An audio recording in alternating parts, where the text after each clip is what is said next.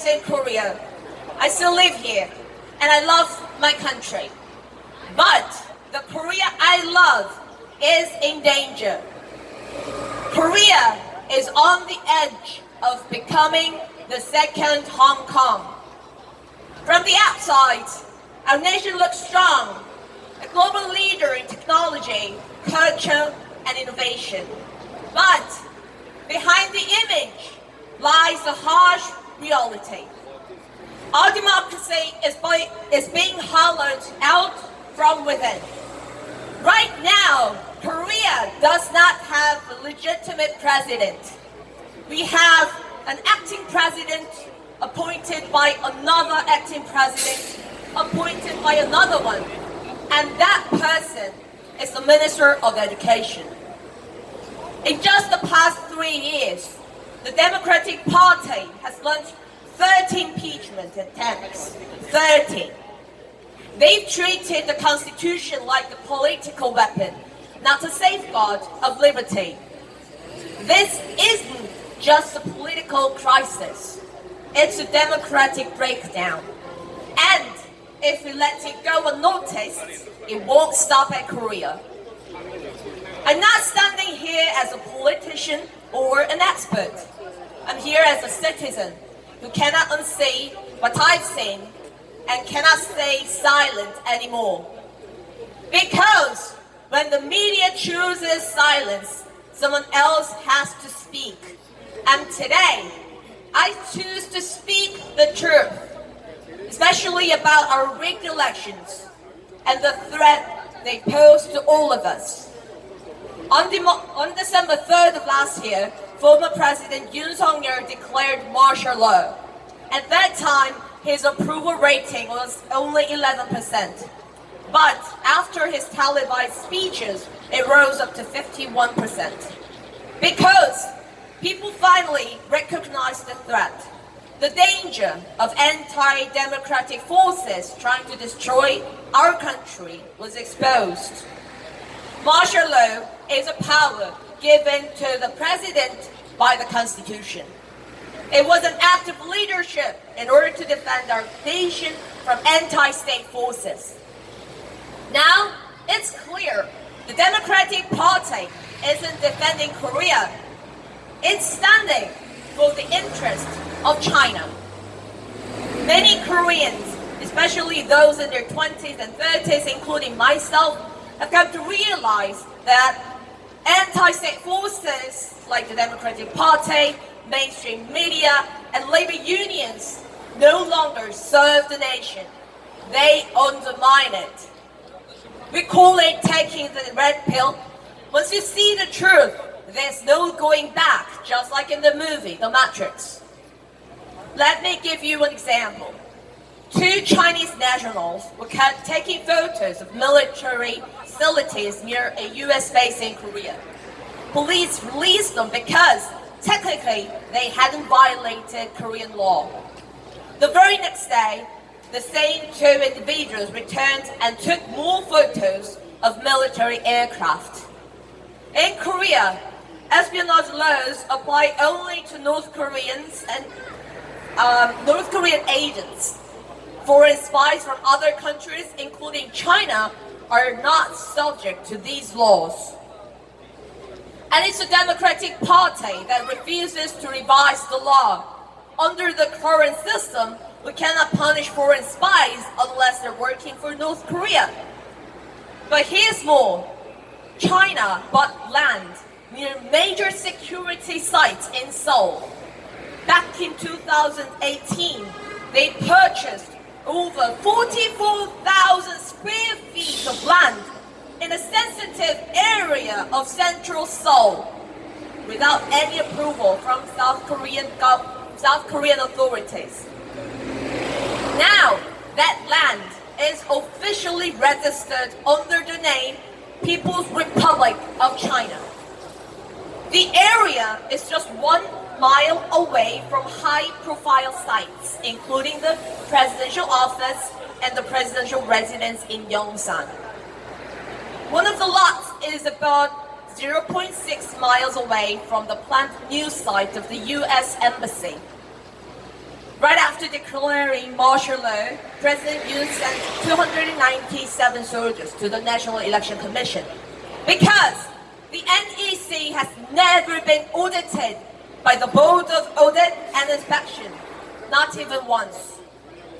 The National Election Commission is known as a family-run cartel.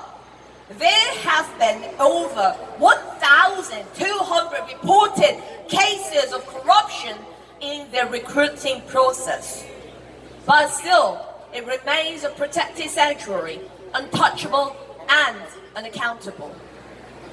While 297 soldiers were sent to the National Election Commission, President Yoon deployed 280 soldiers, which is less than 300, to the National Assembly, and he did not stop the legislators. If he had intended to shut down the Assembly, he would have flooded the Assembly with thousands of soldiers. As a result, the Assembly was able to terminate martial law in just 6 hours. 10 days after the 6-hour martial law was lifted, the National Assembly voted to impeach President Yoon. On April 4th, the Constitutional Court finalized the impeachment, even though millions of Koreans had shown their support and taken to the streets for President Yoon. On March 1st alone, the crowd was estimated at over 6 million people. Many of us saw the impeachment coming, since 6 out of the 8 justices has previously served as heads of regional election commissions. In Korea, Supreme Court judges are required by law to serve as heads of election commissions. Many Koreans now believe we've seen that all public elections have been rigged, at least since the 2020 general election. That includes the 2022 presidential election. Here's the irony, and something to think about.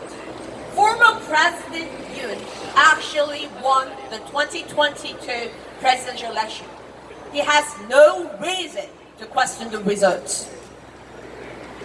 The National Intelligence Service discovered that the National Election Commission service had extremely weak cybersecurity. The password, it was literally 12345. Electronic counting machines didn't show the same number of ballots once they were restarted. These machines, developed in Korea, already have a reputation for being unreliable, even rigged. People call them cheating machines. Here's another problem. Korea has a 2-day early voting period before the actual election day. And we cannot trust the results of the 2024 general election. During early voting, the Democratic Party won in 203 regions. But on the actual election day, they only won in 110. There are YouTube videos that were live streamed showing fake ballot boxes being delivered in the middle of the night while citizens were watching the building where early ballot boxes were stored. But legacy media ignored it completely. Some ballots were so crisp and clean, they looked like they had just come off the printing press. The National Election Commission even released the promotional video claiming that their ballots are made from special material that bounces back into the original sheet, clean and crisp. They say that proves the ballots were not fake. But we've seen something like this before. During the 2020 US presidential election, Donald Trump was leading in all the swing states until midnight. But early the next morning, when the mail-in ballots were opened, a massive number of votes for Joe Biden suddenly poured in, flipping the outcome. Right after the 2024 general election in Korea, the National Election Commission conducted a voter awareness survey. One of the questions was, Did you vote early or on the election day? According to the survey, 38% of respondents said they voted early. But the official records from the National Election Commission say that 47 were early voters. That's a gap of 4.2 million voters. We still have serious concerns about the lack of transparency in the vote tabulation process. All we want is a simple, honest system, just like they do in Taiwan.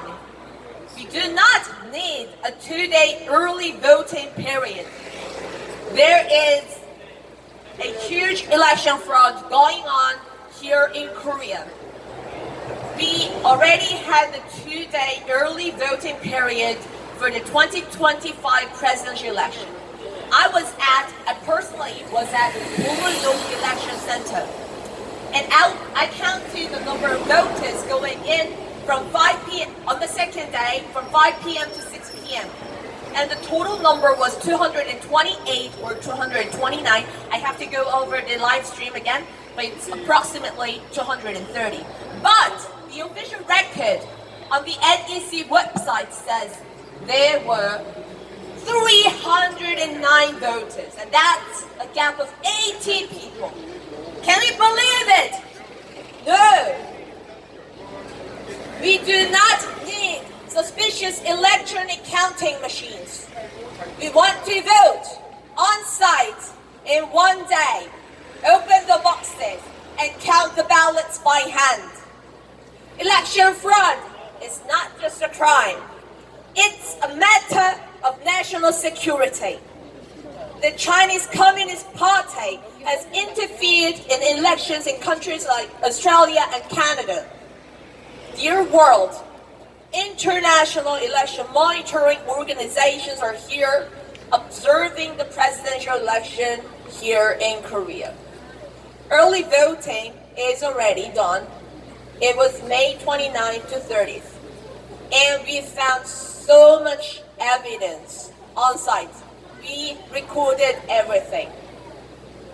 Democracy doesn't disappear overnight. It fades when good people stay silent.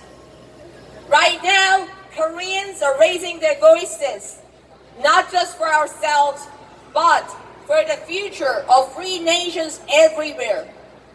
We believe in freedom, and we believe that the world is watching. This is not just Korea's fight. This is your fight too. Because if it can happen here, it could happen anywhere in the world. So we're not begging, we're not whispering, we're calling loudly and clearly. Stand with us, speak out, take action before the silence becomes permanent. What we do today will echo tomorrow, and what you choose to do will define where freedom goes next. Let's let the world know together. Stop the steal!